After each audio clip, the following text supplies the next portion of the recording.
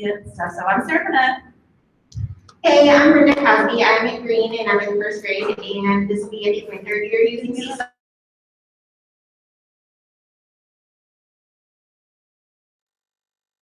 We volunteer. So, if you have any questions after, you can check the recording or email one of us and see if we can make the correct contact. Where do you want me? Do you want?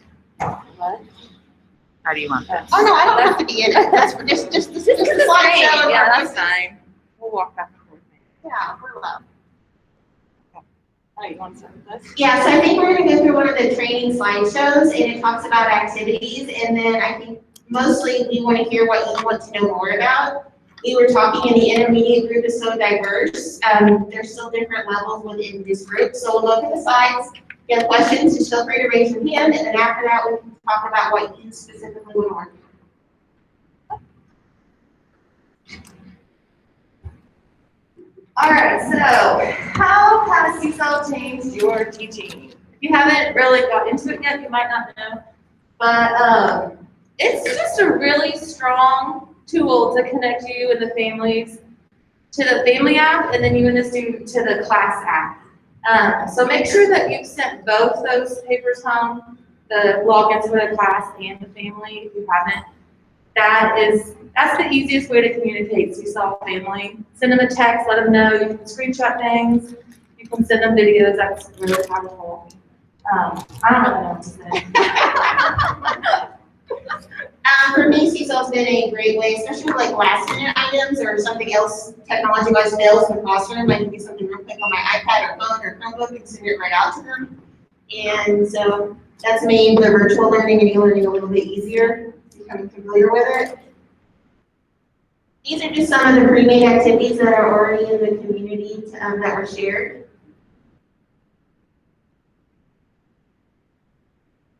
So who has made or used activities that were pre-made? Okay, who did pre-made? Who has made their own? Okay. So this is just going to go through the different tools of finding an activity, and these are ones that were made by other Seesaw authors or other teachers in the classroom. What we have to do to make an activity is we have to submit it, and it has to get approved. So everything you see has been approved by the Seesaw people. That way there are no privacy issues or anything like that. So will you go ahead and be on Seesaw if you're not right now? Sorry about that. That way you can follow along with the different links, it'll be easier. And if you're on an iPad, it's very similar to the Chromebook.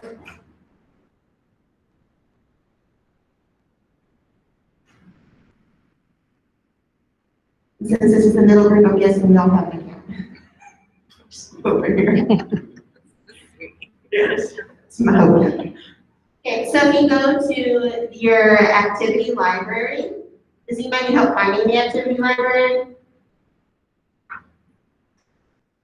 Okay, just also making sure because you have to put the plus sign and all of that stuff. So there's my library. Those are things that you have made or you have saved to your library.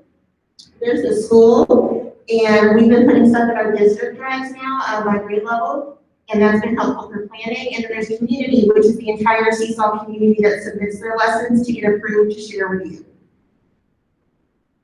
In library, this is how you can assign an activity. This is a pre-made activity. If someone else made it, click the heart to favorite the activity, and then you can assign it, or you can make a copy and edit it if you wanted to change directions or add more and take away something. And the dot, dot, dot at the bottom, that's the copy and edit. With our e-learning, I've been inserting a video at the beginning or a response at the end, so I have changed a few of those. And since I teach first grade, there's no way I'm given all those directions. I would record my voice or just simplify it, so you can change theirs, but it doesn't change their original. And that is where the students click add a response to respond to you. Okay, you want to create an activity.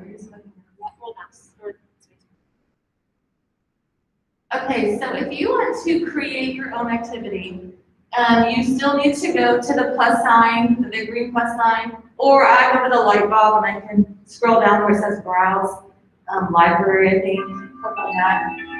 And then you're gonna go to the create new activity and you're gonna create your own. So you can title it whatever you want. You can add your instructions, and we actually have this to pass out for you guys. Oh, I'm standing right in front of the camera. There is actually Seesaw icon shortcuts, and it's how to get the little symbols, the camera, the video. So when you're typing the instructions, it'll actually, once you save it, it'll show the students the symbols that Seesaw uses. That's really good. So we'll pass these out to you guys later if you don't have one and you need one. So as you're typing the instructions down there, you can add your voice as well. My voice instructions is right there. There's the shortcut thing I was just showing you about. It just tells you how to insert all of those little icons. You can add multimedia instructions or an example. Let's see. So these are just some ways you can add video, demo, stuff. And then you can also add a student template, so if you want the students to do something, if you want them to take a picture of what they did or a video, or if you want them to use the drawing tools, you will need to click on that. I just touched it, it's on the touch screen. Really magical. You can add these things back in organizers, photos, notes, all that stuff. So now let's get ready to explore. All right, creating a new activity. So click new activity. You guys can read, I don't need to do this for you. We do now, so you do. Yeah. Don't forget to save. All right, how did you do it? All right, so you guys want to talk about it? Have you made very many activities? I know this is just a really quick screenshot. Do you want us to show you on our Seesaw account how to possibly do it? Yes, okay. You want to get over that? You can just use yours. You want to do? This is her account, so I don't want to mess it up. She won't miss that. This is my Seesaw account. These are the things that have already been submitted, and I didn't touch anything. There we go. So we'll walk through building an activity, and we can do it together. It is something you can always delete. So we'll go through it together to go through the steps of creating an activity. It's going to be a very basic one. All the fancy stuff is over in Wesley term. So this will be very basic to get you an activity. So I'm going to start by clicking the plus sign, assign activity, and it's going to take me to my personal activity library. These are all of the activities I have that I made or that I have borrowed from other educators. I'm going to click create new activity, and I'm going to give it a name. If it's something that you think you'll use in the classroom, go ahead and name it something you'll remember. I'm just going to write Seesaw training, but go ahead and name your activity. I do this for OG a lot. I put our OG words that the kids have to read, so I label it whatever either the lesson is called or the week, so that I can use it again later. Just something to think about. And underneath naming it, you're going to give the directions. Sometimes you're going to want them to add a response, so that's when I Google this every single time. I really should just keep on the pronouns, but I Google it every time. And I know Leah just took a picture of her cell phone, and she can open that up all the time. So the first thing I usually type is the word tap, and then I do the code for add. So it's tap, add, . So go ahead and try to add one of the shortcuts into your directions. If you need the sheet, Sarah's going to pass it around if you can't see the screen, which is smaller and further away from it. The word tap. I use an iPad, so I say tap. You might want to say click. So whatever's best for your audience, I just want to say tap because that's what they're always doing when you're screening K1.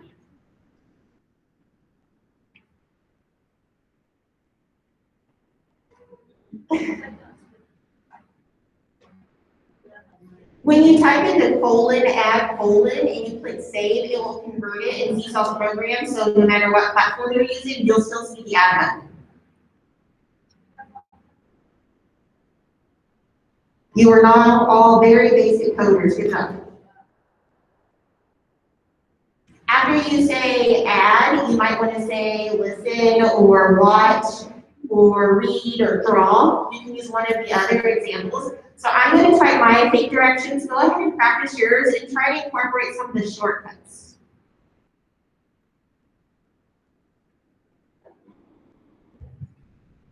Yeah.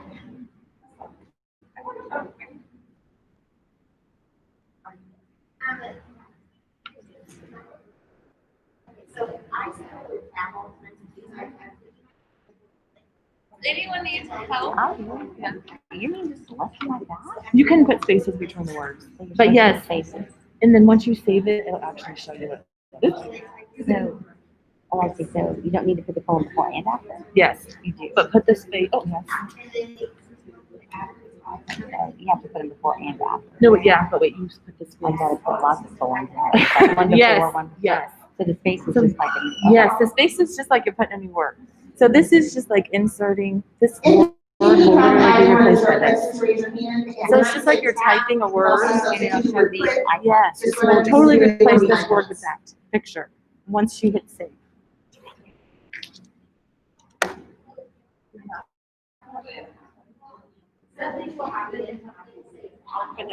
She has that. So I've had a few people say it's not working. It will not show the icons until you save it. So it'll still look like nothing. It'll look like nothing until it's done. And then you save it and then you can kind of see what it looks like.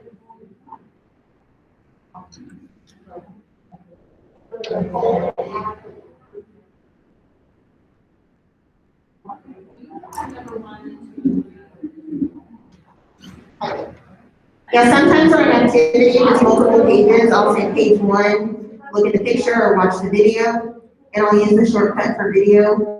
And sometimes on the iPad or on the Google extension, I'll add the emoji of the eyes for my littles.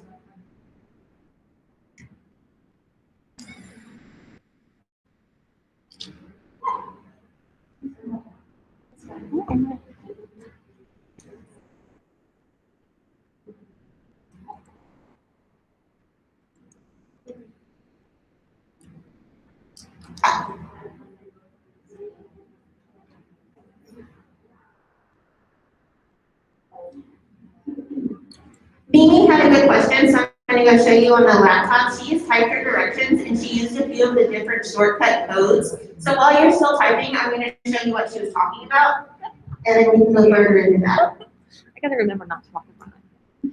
So she's typed her instructions in the rectangle, and then she was a little confused on add multimedia, for example, and then add student response. Go ahead.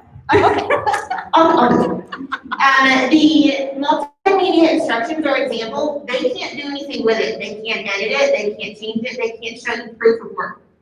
That's usually where I will show them an introductory video, or if it's something brand new, I'll record myself doing it, or I'll find a copy that's very similar and show them what I expect. I often just record my voice reading the actual directions since my kids are 6 and 7. That way, mom and dad don't have to be right there all the time.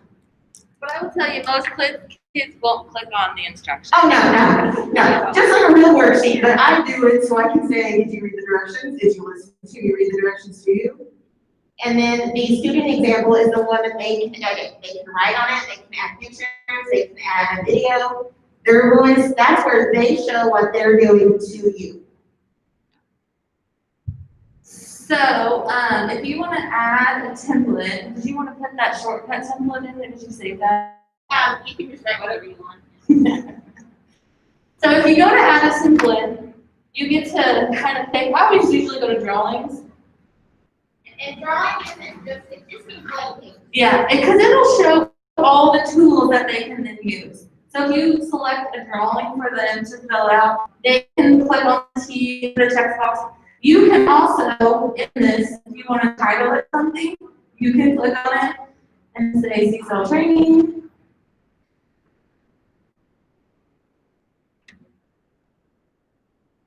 And then you can move this box around.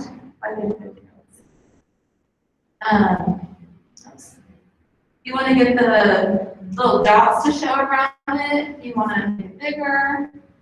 You can move it around wherever you want to put it.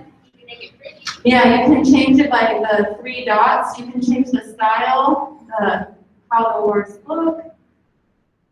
You can change the size. And when the kids figure it out, everything is a bright green Yeah. background, and You can change the color just by clicking on what color you want over here. And then if this is gonna be your template that you didn't want the students to fill out, I do want to lock this. Whatever you put on your page, when you're done, before you save, go back to the 3 dots, and you want to lock it. And I'll tell you, my son last year was in 1st grade, and if something was not locked, he spent 20 minutes moving every single thing around, changing all the colors, just because he knew how to, and it was fun. And then he would delete it and start over and actually do his activity. So this just kind of saves you from the kids just messing around a little bit. You can also insert links here. You can duplicate if you have 2 things that you want to come on there, or save, or if you mess up, you can delete it. But let's lock it. If you want to insert a picture or a video, click on that little camera thing right here.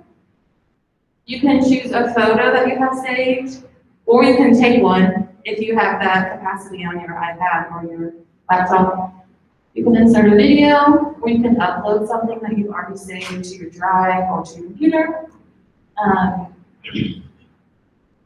You can add shapes, and this was something I just saw in a video that's kind of cool. You can add a shape like an arrow.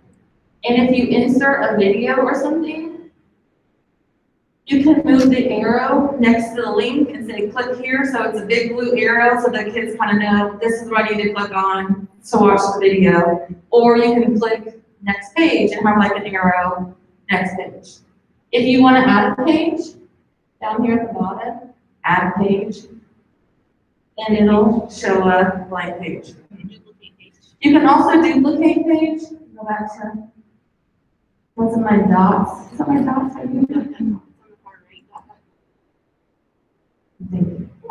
Up here on the screen, where you can see that you're on the slide number 1, there's 3 dots right there as well. You can duplicate or delete that same page if you want more than one of the same page. So any questions about this so far? It's maybe slow for some or fast for others. I mean, this is pretty basic right now. Questions? Is there anything that you'd like to see as far as making an activity that we haven't really? Yes? I'm very ill. One thing I found out is that I ran out of options on creating activity. You know, I talked about that. Last year, because you just had the free version. Yeah, because they have a free version. But what you can do is you can go into the link, create a link, and if you can talk, you can use books, you can just do everything. And then you just send it out. As an announcement. As an announcement. So this year, since we're a district, we shouldn't have that issue. But if you are on the free version, you only get to upload so many activities to your library. I think it was 100, maybe, I could be wrong. Before, basically, they're like, you used your free amount, you need to get the paid version, or become an ambassador, and then you get the free version, or the paid version for free. But since we have a school-wide district thing for now, that shouldn't happen. You should have unlimited. If we have, even though we're full-time, we can't ask for. They've changed it. So you have to be a pioneer, I think, 6 months now, and then you can do the training to be an ambassador. and then you renew the ambassador annually Once with a a little year. quiz and everything. Yeah, there's just like I think it's an hour and a half, maybe 2-hour videos Yeah, that you have to watch.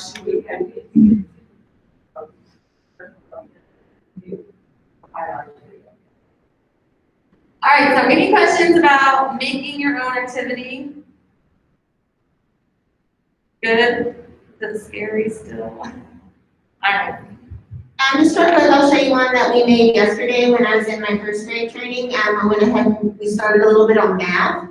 And this is one that we made, so it's my next Friday's assignment with missing numbers. So I'm gonna show it to you just because I added a video, and so I changed somebody else's existing activity. I took their activity and I clicked the dot, copy and edit, because I wanted to add an introduction to it to go along with the I do, we do stuff. So I'm gonna, this one's mine, I'm gonna click edit activity. And I used the shortcuts originally, so now that I'm editing it, you can see the colon, video colon that I used, but when you click save, it will convert to the images again. I did not add voice instructions or an introduction video, but I put a video in the student template. And I locked the video this time because I had a kid reading numbers to me. He did a great job, but he was moving the page that had all the numbers on it while he was just counting, and so distracted me a little bit, but he did great.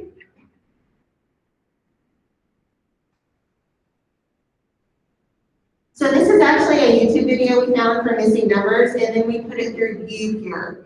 It doesn't matter which filter you use, but ViewPure is a very common and easy one that's never blocked by Lightspeed.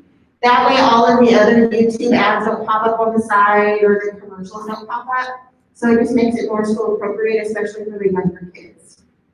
So I went to ...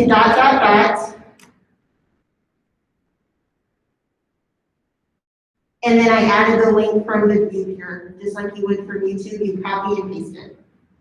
And then I locked it, and then when the kiddos see it, they can click on the link and it will take them to a safe browser to watch the counting video. And then the other pages are what the original author made for missing numbers. They were a little bit fancier than we are today, but they're missing number activity, but I wanted to change it a little bit. So I'm gonna go ahead and save this because they are actually gonna do it and I don't wanna mess it up. I'm gonna click save again and you can see that my icons came back. Page 1, look at the video, tap the move button, do all the pages, click the check when you are done.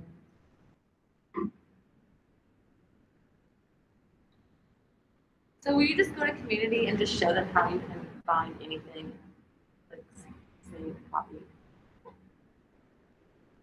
So we'll just show you really quickly. You can find almost everything that you want to teach already pre-made in the community. You don't have to come up with your own activities. Like this is like a lifesaver for all of us.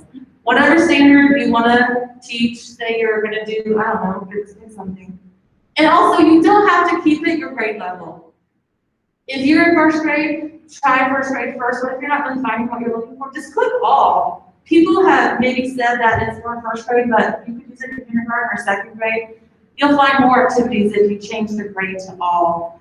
But again, you might just want to look for something in kindergarten, so just play around with that. Yeah, There's more than, I think I'm loud. There's more than just basic math and reading, and there's even areas for the special area content. There are arts, history, PE, social emotional well-being, music, and they're already pre-made. And like we just showed you can change it if you want to, but it's a great place to start. We're always reinventing the wheel, but we don't have to. We can just modify it to meet our kiddos. So, Leah, since you just first graded, I'm going to pick one. Give me a subject that you would like to search to teach your kiddos. Oh, geez. Okay. So I'm going to click on health, and I'm just going to type in food group. Hope for the best. Picked a tricky one, maybe. I know. No more high ability kids. Oh, look, not a stumper. You can go through the activities and find one that you like. I'm just going to choose the first one. Tap on it. And the ... If I want to share it with my colleagues, I'm going to share it to my friend Leah right now because she loves it. I can type in her email address. I can share it with the entire first grade community or the MSD of Martinsville. But I don't want to save it until I know if I like it. So when you want to see the student preview, you can click on it, but if it's several pages, you'll want to click the heart to favorite it first. Then you have a few more options. Now I can add it to the collections, I can print it, I can share it, more than just those two options. And there's only the one student response page, but if it had multiple pages, now I can go through them to see if it's something we're sharing or teaching or modifying. Or you can add a new page, like a video, into it explaining what you want them to do on this page. Yeah. You could also add a new screen as well. Yeah, I'm sure Leah would do like a cooking introduction, you know. Yes, very brilliant child over there. Something I might do again for the first graders is I would copy this page a few times and I would ask them to use the emojis because it's built into their device. And I would say put 4 fruits in the fruit group. And then on the next page, put 2 grains in the grain group. That way it's multiple pages, or you could have them put them all on one slide. But that's just one way that I would add pages and have them use something that's built into the iPad. If your students are using a Chromebook, there are extensions to get emojis in, so that way they can still do those types of things. All right, any other questions about this? Any questions on searching, or is there something specific you want me to search, or a different grade level content area?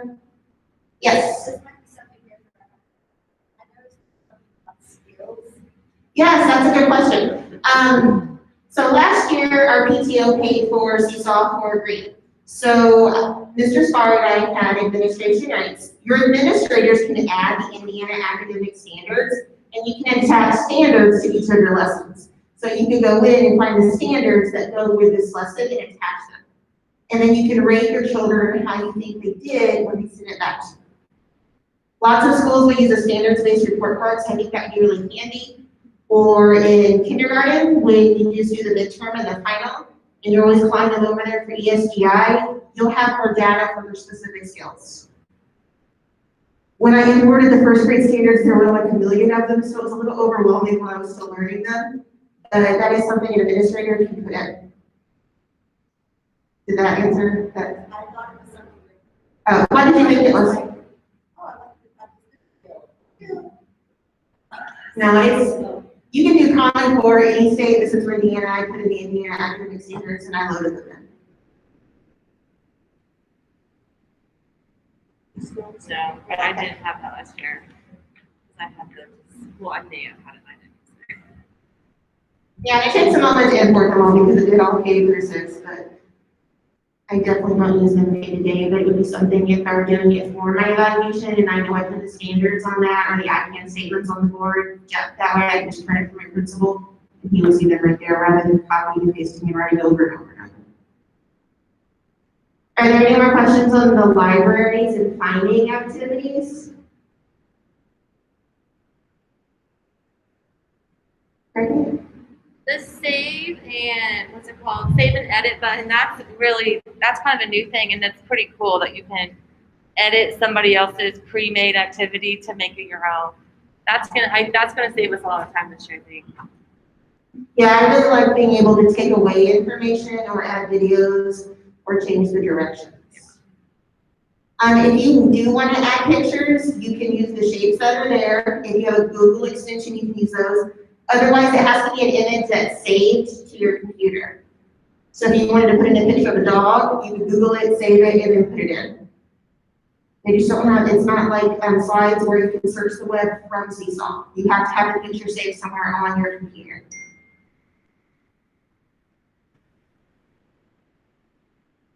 Yes. This is also a pretty off the topic, but do you have any idea what the benefit of creative folders, but I don't know, I thought maybe all the responses would go into my reading folder, app folder, but whether I can get to them or is there something not working with?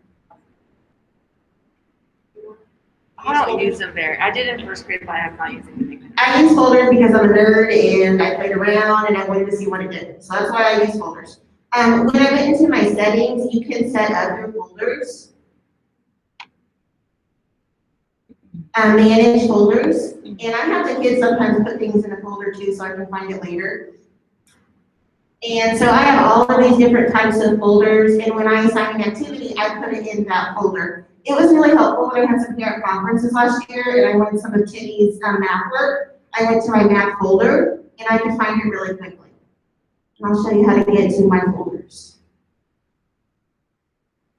So I'm on assign class and there's my blue folder right there. There's also a teachers only if you wanted to keep something just for you to see, or you made notes on it but you don't want it visible to everybody else, it's just for you. But these are my folders, and also the attendance we're taking that now. I click on the attendance folder. We've had a lot of math. So this is everything that has been put in my math folder. So if you teach multiple content areas, or if you're a specials teacher, you can get a folder for green, a folder for staff, a folder for Smith, or whatever schools you're at. So for me, it was just easier to find it since there were so many things after the fact. Another quick way to find them is to click on the journal, and underneath the home learning codes, this is the normal standard view, and this is the calendar view. So you can see yesterday that I had 56 items turned in. And this will show everything that was turned in and approved yesterday. It won't show up here, you have a runaway ball. This is like first grade. It won't show up here until you approve.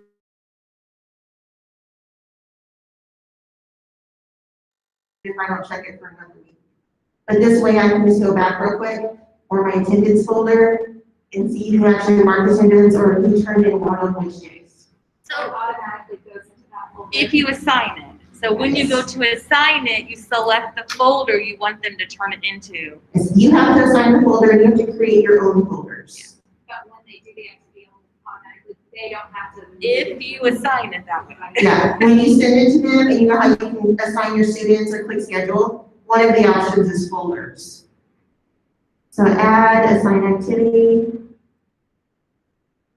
Leah's favorite food group activity. I'm gonna edit students folders, and I don't really want it to go out, so I'm just gonna click my sample kid. Something else I did, I made a real fake student. I put my dog in my class. And I had a kid who didn't pick up her iPad, so I use their iPad just so I make sure that what they see is what I want them to see, and that our filter doesn't block anything.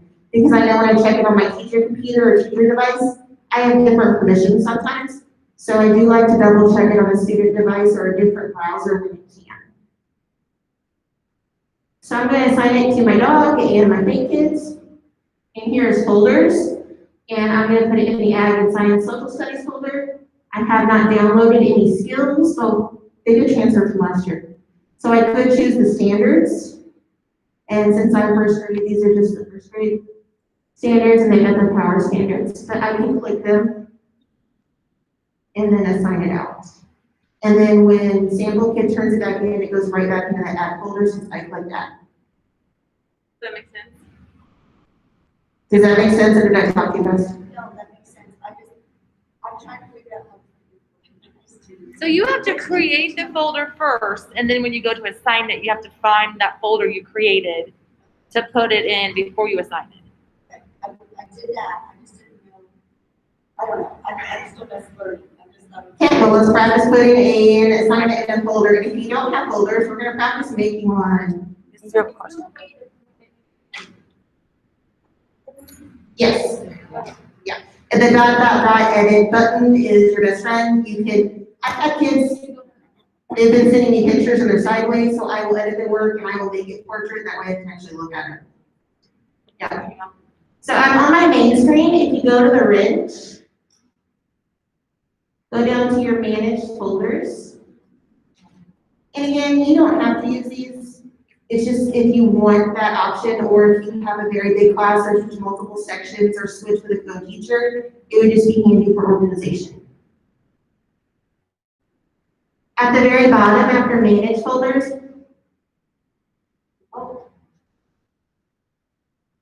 where are my folders?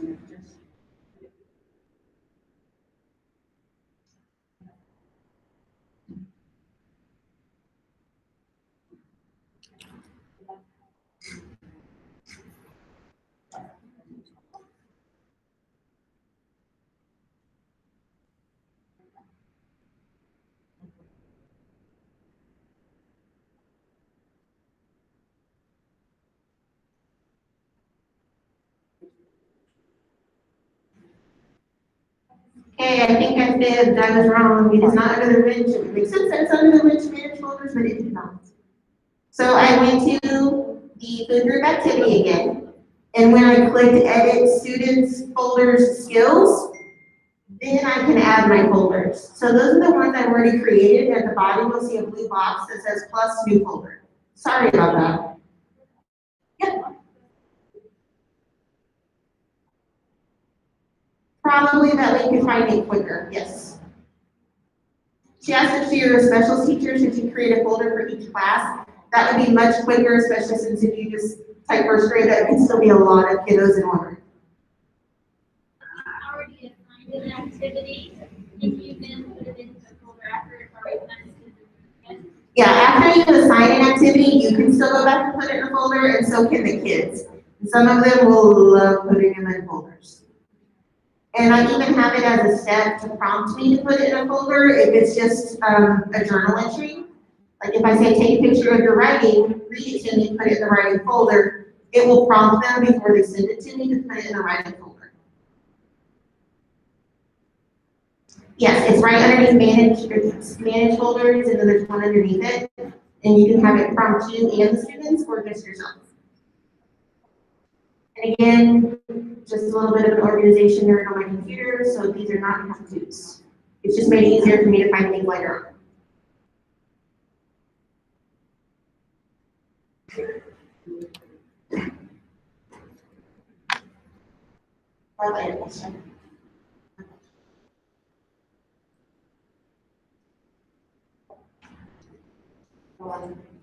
So a lot of us are doing Bitmoji and Bitmoji Classroom, and I have Bitmoji and Viscosity all over my room, and there's a Google extension.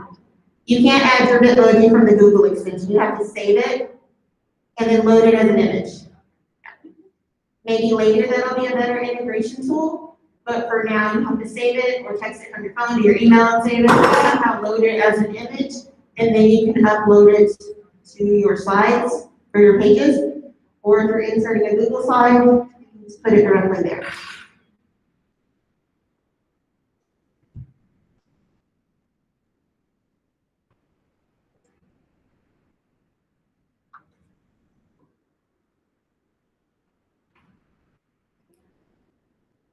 So this is my attendance for today, and if I forgot to put it in the attendance folder, I just click the dot, edit folders, and then I can click it after the fact.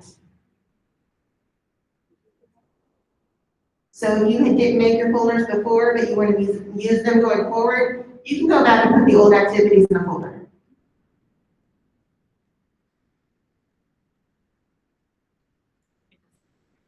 So Kim just asked me, how do you see who's done something quickly without having to scroll through your whole journal thing on the left side? So there's two ways. If you want to look for a specific kid if they've done something, you can click on the journal, and then on the right-hand side are all the students' names.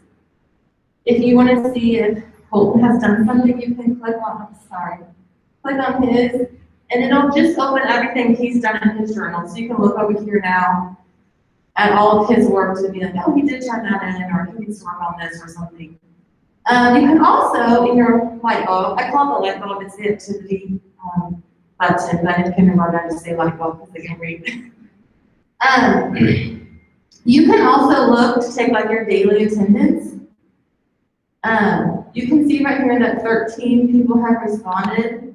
But if you're like, and then maybe it says 6 haven't, 6 are waiting, you can click on that, and then it'll show you who has done it and who hasn't, and only her dog has not. So that's a quick way to do your attendance. Like, that's you send out the slideshow or whatever it is, the daily check-in. If you need to take attendance, you can click on it quickly and see who has not turned it in to take daily attendance. Or if it's an assignment you're going to take a grade on, whatever it is, that's quickly. And from the same page, this is just attendance, so it's nothing that I'm really going to read or grade or watch videos. On a new assignment, there will be one button to click approve all at the same time. That way you don't have to approve like all 20 attendance kids. You can wait till the end of the day, 9 p.m. the next morning, click approve all. And so it's a bulk approval. On the other screen, there is also the bulk approval.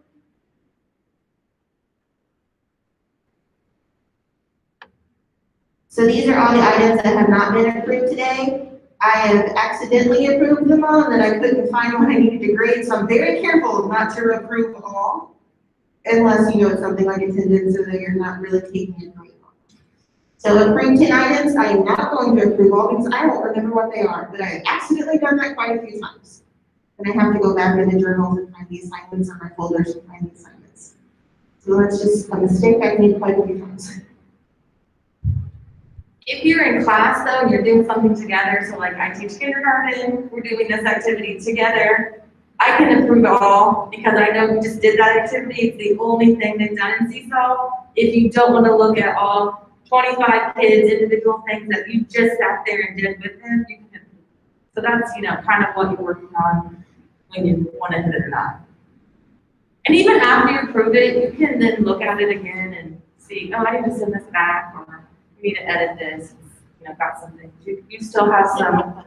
You still have some work. Did you all know about the send back button? You have questions about that? Kim does. Kim's our questioner. You're fine. I know how to send it back. So they can edit it when they get it back. So if they have, maybe it has like 3 pages of an activity and they only did the first 2, they skipped the whole 3rd one. You can add a comment. Don't forget to do page 3. Send it back. They can edit it without having to start over.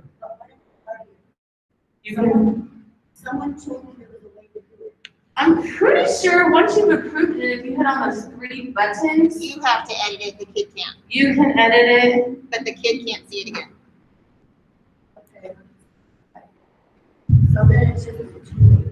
It can Well, start over. You it's- can assign it again. Yeah, it's not It's exactly. just that student.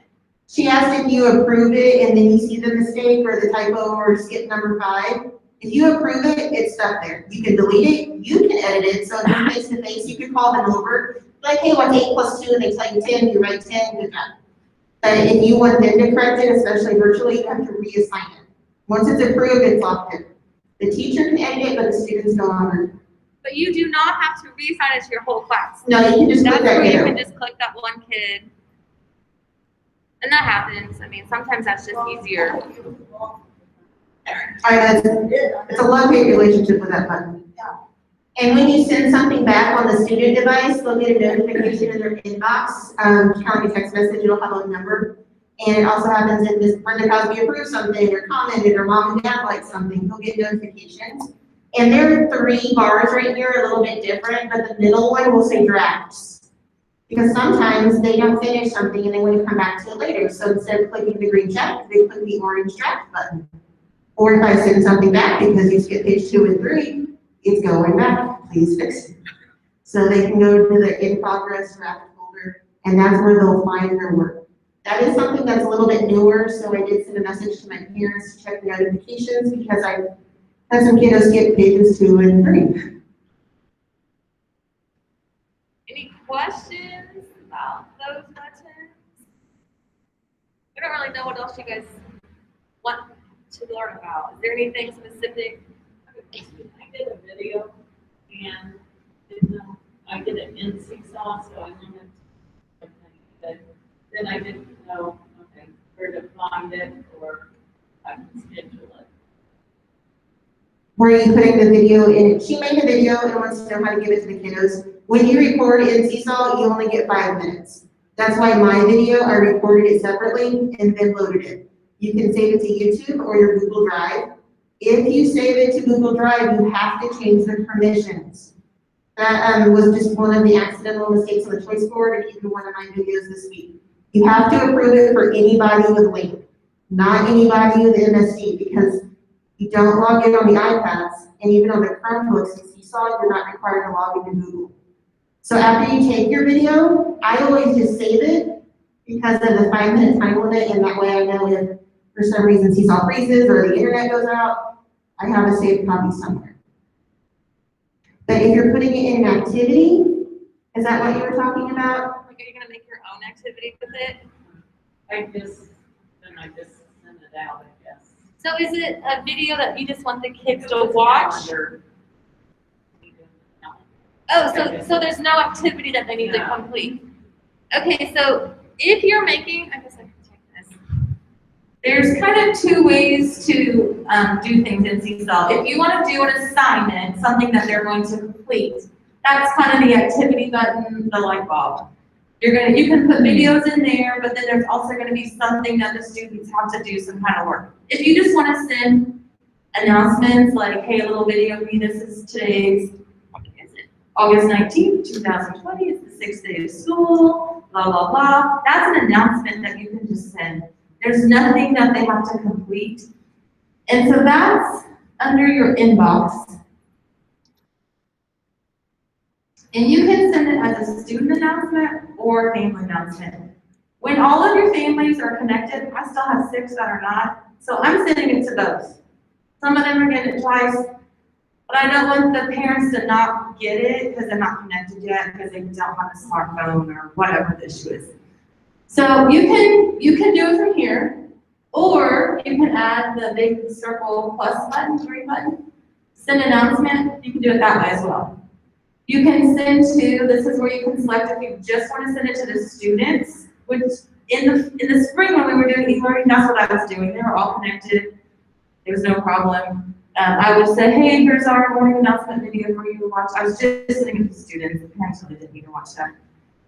If you're sending something to just the parents, hey, don't forget tomorrow's picture day, field trip money, here's the newsletter for the week, you can send a message just to families. Or like right now, I have parents that are not connected, so I'm sending it to both because everyone has a device from school connected to Seesaw, so I know they will see the student announcement. So you can click on both as well. So you have to type something in the box. You have to type, here's the announcements, or you put the date, or whatever it is. And then you add your attachment. So this is where you would attach your video. If it's something, if you did it on your iPad, so it's saved on your iPad, you would go to Photos. This is gonna ask me if I want to take a picture, but I don't really want to. I won't go back. There's me, you can take a picture. I just want to.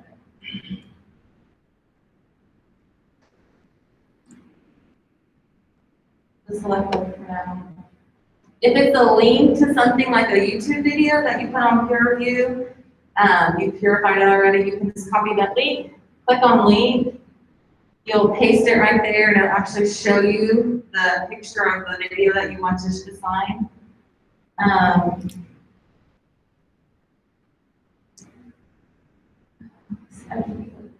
Looking at it. So this is where you would send just an announcement that there's nothing for the kids to complete to turn in.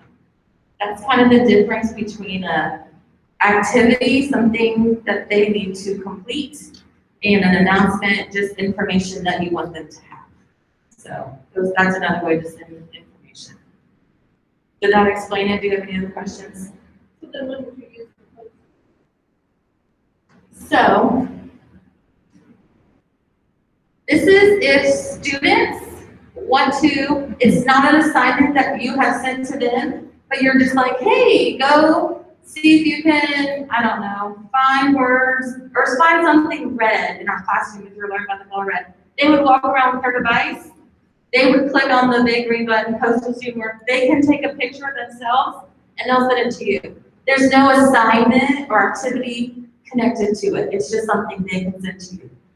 Once kids figure this out, they will start sending you drawings, they will start sending you heart emojis. It'll just be like a kind of a free-for-all for a little while until you're like, hey, I love you, but I have you 12 messages from you a day, kind of a thing. So that's just something without actually attaching an assignment. You can just be like, oh, hey, go take a picture of the words you just learned. They can walk up to the board, take a picture of it. They can record themselves reading the words without having to send something out. When they send you a announcement or post something to you, and they take a screenshot of their work and then write on it, like, I love you, I can't wait to see you. You have to approve that? You can delete it, that's up to you. No one sees it but you until you approve it. So you can approve it and just be like, oh, thanks, that's so kind. But when they start, like I literally had a kid that sent me 12 videos the first day, walking around her house, here's my cat, here's my dog, roller skating down the hallway. And I just sent her mom a message. Hey, can you please talk to her about this as a school device? Like I love getting those kind of things, but I have to prove them all. And I've had lots of meetings, blah, blah, blah, you know, just kind of be respectful about it. And the mom was like, oh my gosh, she thinks it's a YouTube channel. So they talked with that one kid. So yeah, that's, if you want to delete it, if you're at school, kids at recess inside last year, I told them to not get iPads out and they would anyway. They'd sneak it and they'd take videos of each other. I just started deleting that stuff. I'm not messing with, you know, and I just said, hey, no more. So that's up to you. Well, the recess thing, like, I had these little boys always making Lego stuff, and they wanted me to come see it every single time they changed it. I'm like, just send a picture and show me on Seesaw, because I was doing other new recess stuff. And that's another, when we actually, Corona's gone, and we can, teach and have, fun things in our classroom, and kids want to show you, hey, I made this cool thing, take a picture. I also do stations, and that was kind of the accountability piece. When you're done with your station, because I cannot walk around and see every single station, take a picture and send it to me. So I know what you did at that station, to see if you actually are doing anything. So that was something I did for reading and math when we did stations. That was kind of their exit ticket. I need to know what you did. Take a picture and Seesaw, send it to me. That's kind of what I was gonna say here. I don't know if you can see the shapes up there, but a lot of times I would pass off the shapes or tens and ones or whatever it is, and they would use the manipulatives on their desk. And I would have them take a photo of what they did and then write on top of it. Like for Christmas, I just gave a bunch of red and green M&Ms. And then they sorted them into groups of 10s and then leftovers. So then they would circle the 3 groups of 10 and 2 leftovers and tell me they had 32. That way they're showing proof of their work. I did walk around the room, but that way I had a solid piece of evidence for what they did. And if they couldn't do it, I could see that, and mom and dad could see that by the end of the day. They didn't have to wait for me to go to my basket and have them grade something. And that was kind of the great communication. Like the parent could see their work and then comment, hey, let's keep working on adding groups of 10s and 1s, or. Yeah, and you know those parents who get notifications and they'll message you like, yeah, we will work on that tonight. And then you might have parents who never see it. Another time I use the plus to click the journal is like, when you make copies and you swear you have 20, but you only find 19, and 10 minutes later you find 2 are stuck together, but you're just waiting. I went over on my phone and I took a picture of a blank one, and I sent it to that kid real quick on Seesaw right there in the moment. Or if the math book went low one day, I went to a picture of the math book, or when I got a new student and I didn't have a workbook yet, I would take a picture of a blank workbook page, and I would upload the picture for that kid just as a temporary fix. So it worked really well in the moment too. Any other questions? Is there any other thing that we haven't covered, maybe that you're kind of in the back of your mind have a question about? You in the back with the green mask. Share. I don't. Sorry. Well, even if I know your name with masks on, I can barely tell. I'm sorry. I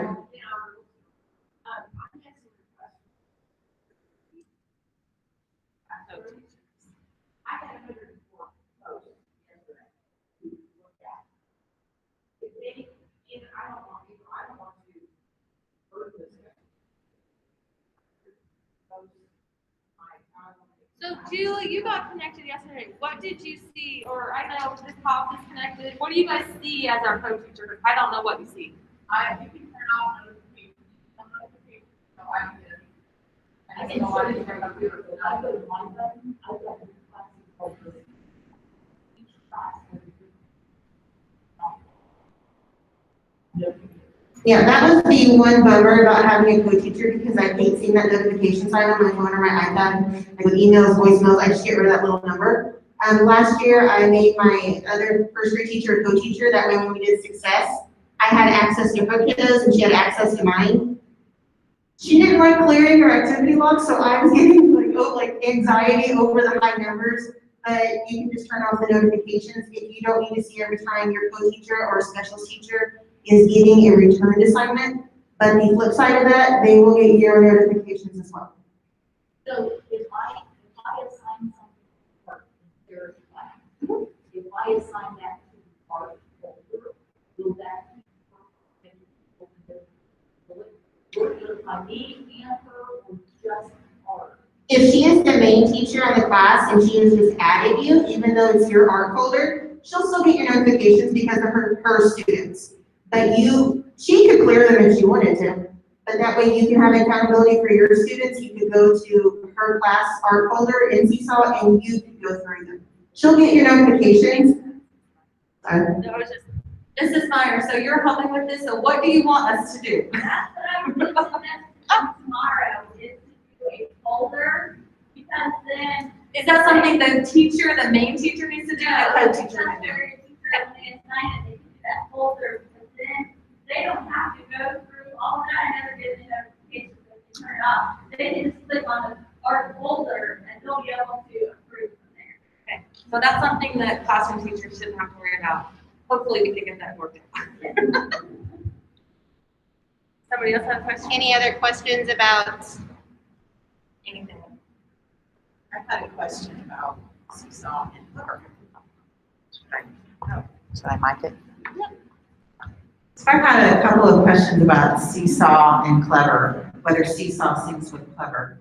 The answer is yes, and I think it's working, but I didn't announce it or broadcast because I didn't think that this was a good time for you to do, like switch what you were doing and try to have your students go through Clever to get through Seesaw. So once we're back, you might try that out, make sure it's working.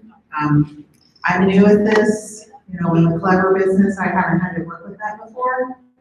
But when I go into the back end of Clever, I'm not getting a huge red exclamation point that tells me there's a big error. It looks like it's working. So, but don't change anything up now. But when you have an opportunity, see if that's a possibility and see if that will work with your students. How does it work with McGraw-Hill? Oh, McGraw-Hill. So I was just in another session and McGraw-Hill had a big exclamation point too, but now it looks like it's running. But I'm not sure that McGraw-Hill and Seesaw are synced. We can get into McGraw-Hill and we can get into your class materials, but the question was, can I grab a link and put it into Seesaw without them having to log in? And I think the answer is no, but I'm going to call McGraw-Hill and see if there was any way that we can do that. I was on the phone with them 2 weeks ago about their app on Clever, and so they're used to me calling, so I can call again. So I'm happy to do that. So, and I know I've had a lot of questions about textbooks and such, and it's kind of been trial by fire because I've never worked with textbooks before.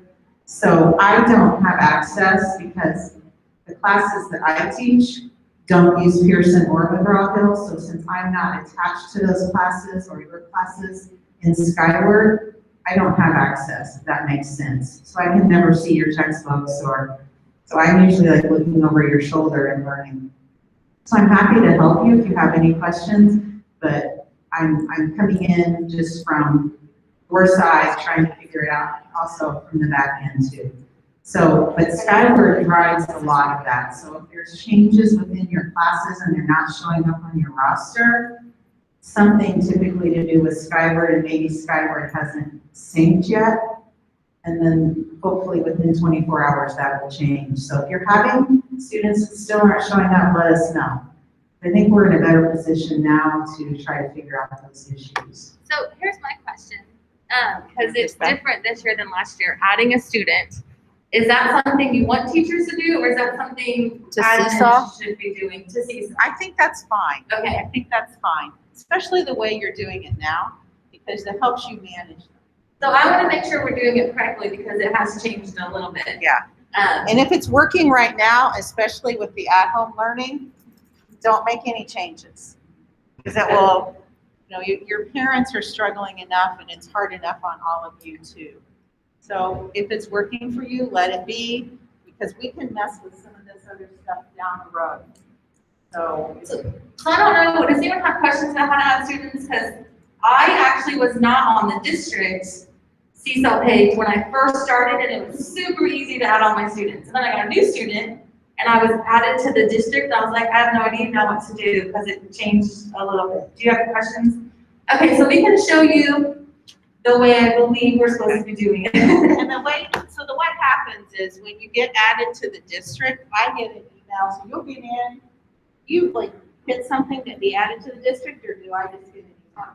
It was like half the K1 got added automatic, and then half didn't, and I I got get it. an email to some of you, and it says you're requesting access, and I go in and I give you, I approve you.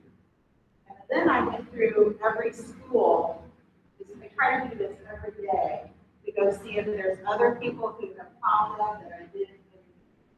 So if I don't get to that, all I do is go in and approve you. I also can add you to, if I'm not getting that email, or you're not showing up in your school, then I can add you. I just add you to the school. Some of you are at 2 schools, I choose one. And then you should have access to both. Okay. So, Well, I'm gonna show you how I did it, which I'm also not sure is the right way. But they're in there. One, the administrators can add kids, it's just not as easy as it should be. I think it's something Seesaw's working on. And if we all go Google, they can import from Google like we can on other things to add your roster. Because when your administrator goes in to add your kids, it shows them, like this is over 12 pages of kids, all alphabetical by first name. So they could, like if you just have one move-in, it would be very easy for your administrator to add them. But when I was adding my kids, I kind of like freaked out because I've been using Seesaw for a while and it wasn't just plus John Smith. There was like a whole rigmarole about it. So if you are a kindergarten teacher, please write your child's last name. no, I did not. I don't do that. Please write your child's